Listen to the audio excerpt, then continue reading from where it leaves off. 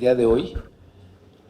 Entiendo que hay un efecto cruzado entre el asunto del costo, digamos, del dólar. Claro. Estamos importando casi el 50% de las gasolinas, pero el diferencial del costo en Estados Unidos con el de aquí nos da un margen de ingresos adicionales. ¿Tienes el cálculo de cuánto es eso adicional? Es que a mí me genera algo, no he hecho el cálculo yo porque no he tenido chance, pero si hay alguien que ya lo haya hecho, me ahorrará tener que hacerlo. Hay un recorte de 124,000 millones de pesos en la lógica de que cae el precio del petróleo, pero por el otro lado tenemos un ingreso en las finanzas por el tema de las gasolinas.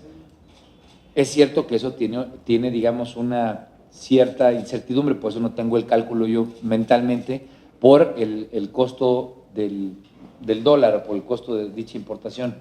Pero como que me queda la duda de que en la parte de gasolinas estamos teniendo un incremento bastante amplio que no me permite entender el porqué del recorte.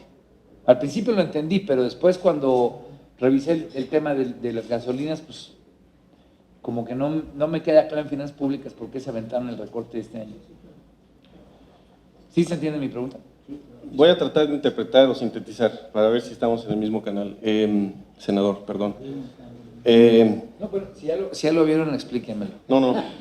O sea, es muy probable, y creo que no somos los únicos que decimos esto, que en el 2015 vamos a tener una recaudación de alrededor de 220,000 millones de pesos solo por el efecto de la diferencia del precio de venta de gasolina en México con el precio de compra. Ya incorpora el costo del dólar. Sí, o sea, eso, digamos, más o menos podría variar. Yo hice cálculos con 17.5, con 18, y realmente no varía mucho, ¿no? Entonces, más o menos podemos hablar de 220,000 millones. Pero ¿cuánto se tenía prefijado digamos, en la ley? ¿Cuánto le habíamos asignado eso para ingresos? En la ley de ingresos estaba asignado alrededor de 41,000, 45,000 millones. O sea, este gobierno tuvo 180,000 millones de pesos más. Y luego se chutó un recorte de 120,000, lo que nos da 300,000 millones de pesos más. Digo, sí. Si ya lo vieron, a mí explíquemelo, porque sí. Es un datote padrísimo para la prensa. No, es que esto sí. Perdón. Tendríamos que ver el efecto neto. Este es solamente el efecto en gasolinas. ¿Sí? Pero tenemos, además, el efecto en gas natural y el efecto en petrolíferos.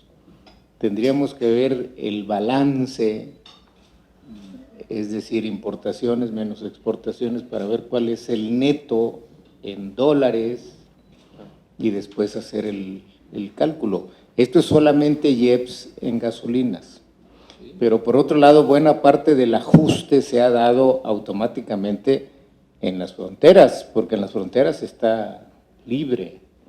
O sea, en las fronteras no hay ninguna de estas ganancias.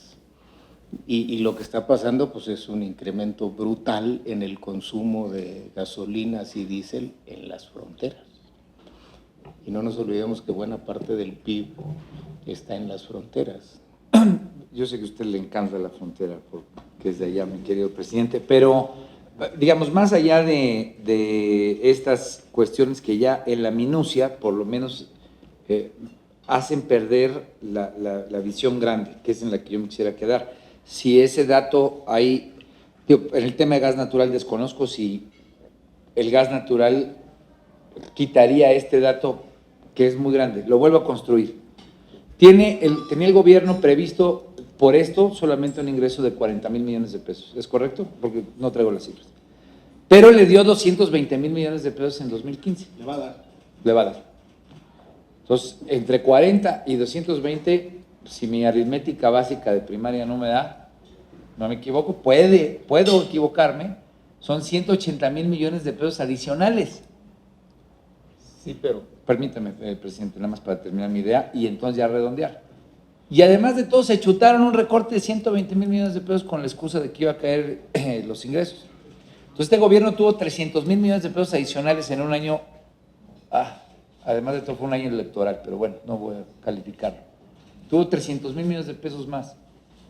¿A poco el gas natural y toda esta idea de las fronteras, etcétera, nos permitiría evitar una duda sobre ese ingreso adicional. No, lo que estoy hablando es del balance total, incluyendo la pérdida dramática en la caída de ingresos por la venta del crudo. No se nos olvide que el crudo estaba presupuestado a 79 y cayó a 50, o sea, son 29 que hay que multiplicar por 2.3 millones de barriles al día. Esa es la parte gruesa de la caída, porque pues ¿cuánto nos da eso? Ahí en el cuadrito que vimos al principio venía cuánto fue la caída de los ingresos petroleros, que podemos hacer aquí el calculito con la pura... Por eso faltó esa parte, sí, el senador. No, por eso si yo no estaba, yo pregunto. Entonces, fueron 120 mil millones de pesos del recorte. ¿Dónde están los otros 180?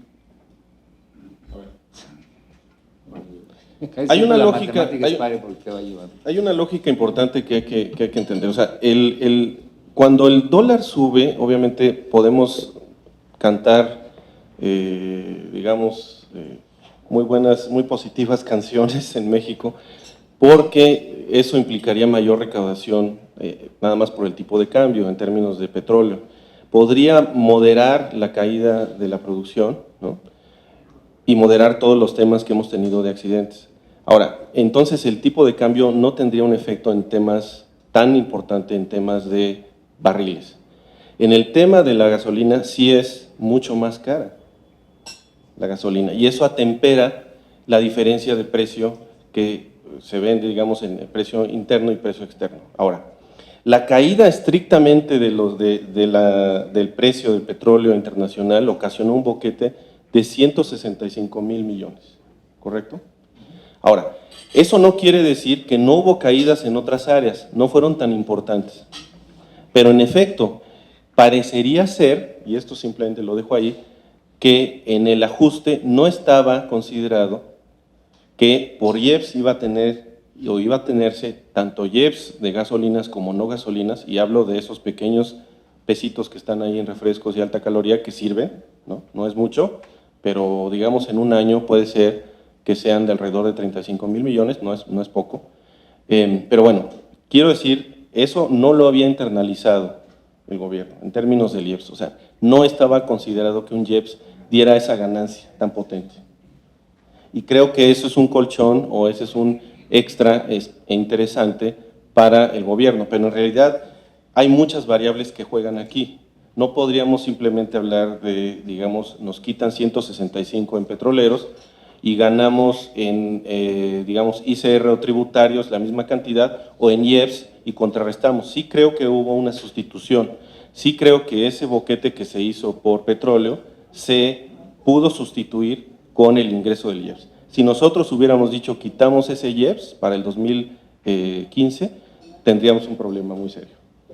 Sí. Ya, no insistiré más, solamente para no mezclar otros elementos fiscales, porque a final de cuentas sería erróneo. De los no fiscales, y especialmente en la parte de ingresos por petróleo, venta de petróleo, y la condición del precio de gasolinas, lo que ganamos o lo que debemos de ganar frente a un precio fijo de la gasolina. Me da la impresión de que ese recorte que se anunció de 124, aquí tienes tú la cifra, cayeron 165 mil millones de pesos por ingresos petroleros por el precio del crudo. Ok, le recortamos 125. Hubo un recorte, es decir, dejamos de gastar en 125. Tenemos un diferencial deficitario frente a esa caída de menos de 40, ¿no? 35, ¿no? Entonces, vamos a la baja en 35. Pero por el lado de gasolinas, ganamos 220 frente a 40 que se tenían previstos. O sea, hasta el momento tenemos un 111,000. Al cierre, ¿no? Tú me estás diciendo al cierre. Al último dato que tenemos es de 111,000. Puede ser que desaparezca. Para evitarnos volver a hacer esta reunión en 2 meses y decir lo que podemos prever ahorita. No los debilitemos. Si digamos, ceteris paribus, ¿no? Si las cosas siguen lineales y constantes, la presentación dice que serán 220 mil millones de pesos frente a 40. Es decir, teníamos 180 a favor, teníamos pendientes 35. ¿Dónde están entonces los otros 145 mil millones de pesos? Pues es el registro que tenemos que tener. Tuvimos un superávit en finanzas públicas, si es que lo que estoy entendiendo es correcto. Yo siempre me equivoco.